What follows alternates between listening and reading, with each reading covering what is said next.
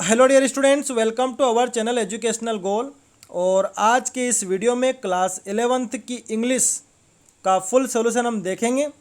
तो मेरी आपसे रिक्वेस्ट है कि वीडियो के अंत तक बने रहें और हमारे चैनल एजुकेशनल गोल को ज्वाइन करें ताकि आगे जो आपके पेपर हैं उनके नोटिफिकेशन आपको सबसे पहले हमारे चैनल पर मिल सके। ठीक है, तो देखिए हम स्टार्ट करते हैं। सबसे पहले एक पैसेज है, पैसेज आपने भी पढ़ा होगा, बहुत कठिन लगा होगा आपको। कोरोना वायरस पेंडेमिक, ये जो महामारी चल रही है इसी के ऊपर है। ये एक ऑथर ने एक आर्टिकल लिखा है और वो बहुत सारी बातें साइंस की और पब्लिक इंटरेस्ट की इसमें कर रहा है।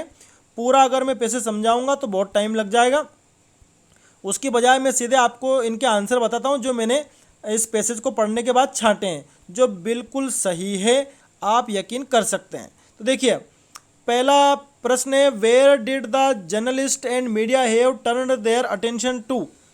तो इसका उत्तर हो जाएगा कोरोना वायरस पेंडेमिक। ठीक है, यानी कि जो मीडिया है, पत्रकार है, इनका जो ध्यान है वो किधर मुड़ा है, तो कोरोना वायरस पेंडेमिक की तरफ।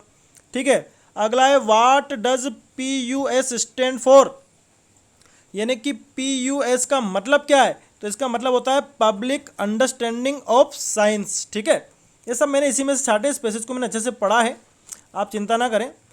उसके बाद देखिए तीसरा, what do newspapers consider for publication related to corona virus. देखिए इसका उत्तर हो जाएगा must fit their aims and scope. जब आप अच्छे से पैसेज पढ़ोगे तो आपको लाइनें मिलेगी जो मैं बता रहा हूँ इसमें।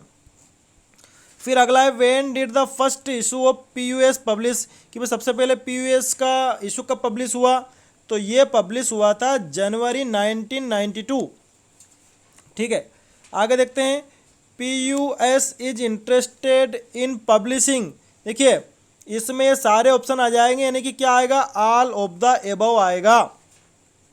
ठीक है, उसके बाद है, corona related studies could be, इसमें भी उत्तर ऑल ऑफ द एबव ही आएगा।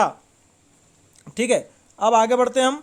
अब देखिए क्या पूछा है, write whether the statement is true और false, any 4 out of the 5, 4 करने 5 में से, और ये बताना है कि कौन सा उत्तर सही है या गलत है। तो देखिए, we have been asked to speed up processing and publication of corona crisis related submissions, तो ये भी सही है।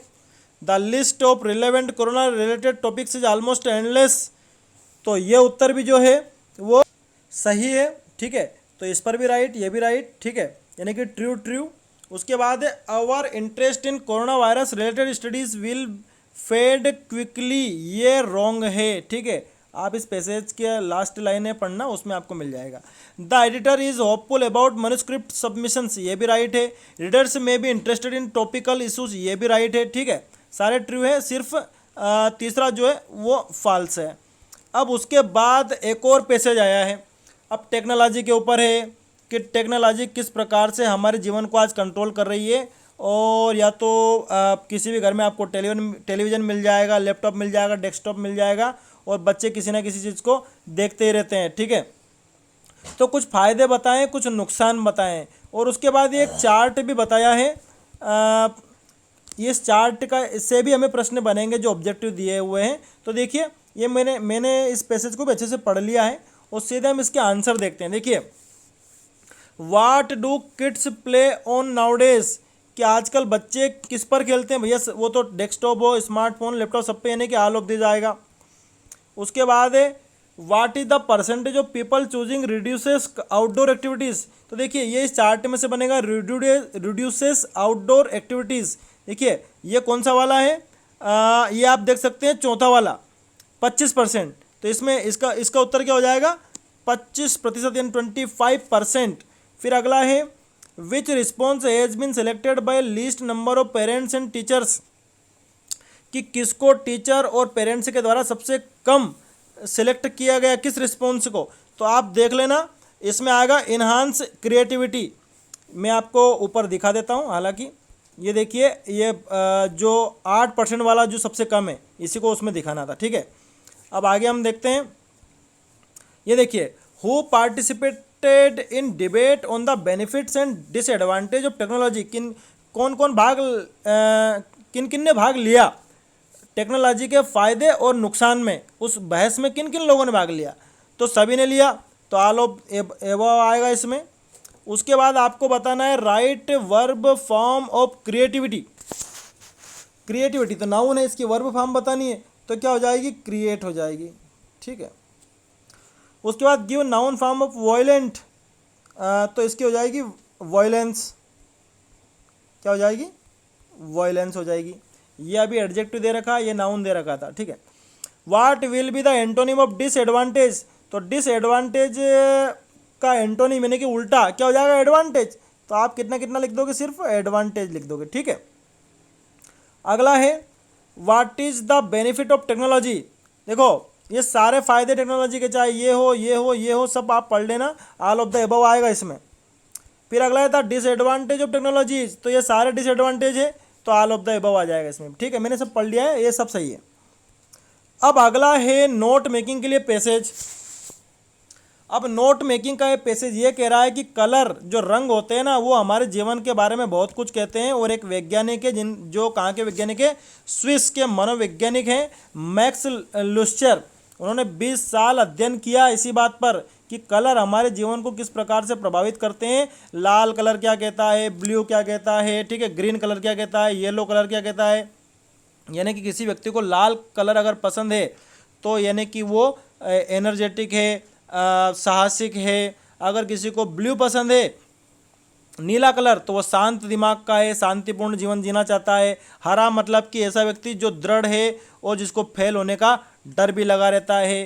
पीला कलर अगर है तो यानी कि ऐसा व्यक्ति खुले दिमाग वाला होता है, आशावादी होता है। ठीक है। उसके बाद कलर देखने पर हमारी प्रतिक्रिया कैसी होगी। अगर हमने लाल कलर देख लिया तो हमारा टेंशन तनाव बढ़ जाता है, हमारी हृदय की धड़कन बढ़ जाती है। उसकी बजाय अगर हम ब्लू कलर देख लें तो हम रिलैक्स महसूस करते हैं। ठीक है। और भी जो भोजन, आप भोजनालय देखे होंगे आपने, वहाँ पर भी कुछ खास रंगों का प्रयोग किया जाता है ताकि आपकी भूख बढ़ सके। तो ये पूरा पैसेज का अर्थ हुआ। इसका नोट मेकिंग बनाना था तो नोट मेकिंग में आपको बता रहा हूँ। तो ये देखिए नोट मेकिंग, तो ये देखिए title, colour tells many things about life. Title ले लिया, हेडिंग दे दी, पॉइंट बना दिए। ठीक है। अब इसको समझाने की जरूरत नहीं है, पैसेज में समझा चुका हूँ आपको इसलिए। ठीक है। ये एब्रिएशन मैंने बना दिए। अब बचिए समरी। तो समरी आप इसी पैसेज में से 7-8 लाइन आप लिख देना आपके हिसाब से, चाहे पहली लाइन लिख दो, बीच की लिख दो, कोई सी भी लिख देना। तो ये मैंने आपको पूरा इसका नोट मेकिंग बना के दे दिया है। बहुत मेहनत लगी है, इसलिए लाइक जरूर करना है। ठीक है। अब आगे देखते हैं हम अगला क्वेश्चन हमारा। देखिए ये ग्रामर आ गई है। तो देखिए क्या क्या है इसमें। I can't do anything as I have very little आ जाएगा इसमें। टाइम को हम गिन नहीं सकते, अनकाउंटेबल नाउन, लिटिल आएगा इसमें। ठीक है, सभी ध्यान रखिए क्या आएगा, लिटिल। अगला है my father teaches in A university. इसमें ए आएगा, यूनिवर्सिटी की पहली ध्वनि या है जो कि एक व्यंजन ध्वनि है। ठीक है। उसके बाद Natasha answered all the 5 questions. ठीक है, ऑल आएगा इसमें। वुड से अगर शुरुआत होती है तो आपको क्या लगाना है इसमें, सम लगाना है। ठीक है, would you like to have some cake. उसके बाद अगला है द ट्रेन हैड लेफ्ट। देखो ये पास्ट परफेक्ट का हो गया, यानी कि ये वाला जो सेंटेंस रहेगा ये पास्ट इंडेफिनिट का रहेगा। तो इसमें आपको लिखना है when we reached the station, यानी कि जब हम स्टेशन पहुंचे। ट्रेन तो जा चुकी थी, यानी कि ट्रेन तो पहले चली गई थी। तो जो बात ज़्यादा पुरानी हो पास्ट परफेक्ट की, जो कम पुरानी हो पास्ट इंडेफिनिट की। फिर अगला है it was raining while we were playing. वर्षा हो रही थी जबकि हम खेल रहे थे। जब दो घटनाएं एक साथ चल रही हो तो उसको वाइल से जोड़ा जाता है। ठीक है। तो ये हो गए आपके फिल इन द ब्लैंक्स। उसके बाद देखिए डू एज डायरेक्टेड, पहले समझा रहा हूँ, फिर इनका एक पेज भी दे दूंगा सभी का आंसर का मैं। सी इज राइटिंग ए लेटर, इसका पैसिव वॉइस बनाना है तो क्या बन जाएगा, ए लेटर इज बीइंग, और उसके बाद रिटर्न, रिटर्न में double T, a letter is being return by her. ठीक है, ये इसका हो गया पैसिव वॉइस। अगला है they live in the house, इसको बनाना है सिंपल पास्ट में, तो ये लिव्ड कर दो, they lived in this house. ठीक है। अब तीसरा प्रश्न है हमारा, he speaks the truth the जज विल पार्डन हिम। अनलेस से जोड़ना है तो देखो अनलेस सबसे पहले लग जाएगा, अनलेस, और अगर आपने अनलेस लगा दिया तो दूसरे वाले सेंटेंस में अगर नॉट नहीं है तो नॉट जोड़ना है। किसके बाद जोड़ना है, हेल्पिंग वर्ब के बाद, तो क्या आ जाएगा, द जज विल नॉट पार्डन हिम। क्या मतलब हो गया कि जब तक कि वो सत्य नहीं बोलता जज उसे माफ़ नहीं करेंगे। ठीक है, आगे देखते हैं। अगला है Vivekananda was a great saint of modern India. इसको आपको सुपरलेटिव में बदलना है, तो क्या कहेंगे, विवेकानंद वाज द, और ग्रेट हो जाएगा greatest saint of modern India. ठीक है, क्या क्या परिवर्तन किया आपने, वाज के बाद दा लगाया, ग्रेट को ग्रेटेस्ट किया।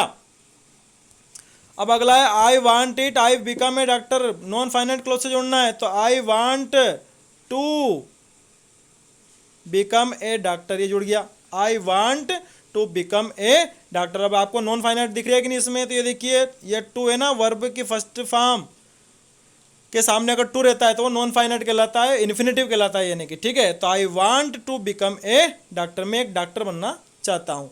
अब देखिए इसमें पूछा अगले वाले प्रश्न में कि underline the odd one out, यानी कि जो अलग है उसको छाटना है। जैसे सैड मतलब दुखी, अनहैप्पी मतलब भी दुखी, मिजरेबल मतलब भी दुखी, और एस्थेटिक मतलब कि बहुत ही आनंद, तो ये अलग है, तो इसको हमें छांट देना है।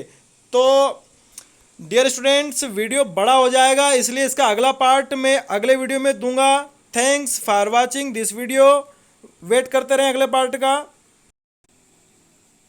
और ये उत्तर आपके फिल इन द ब्लैंक्स के और डू एज डायरेक्टेड के जो अभी मैंने समझाए, ठीक है, देख लेना कोई सा थोड़ा बहुत इधर उधर हो गया हो तो, बाकी मैंने आपको अच्छे से समझा दिए हैं, और इनको अपनी कॉपी में उतार लें।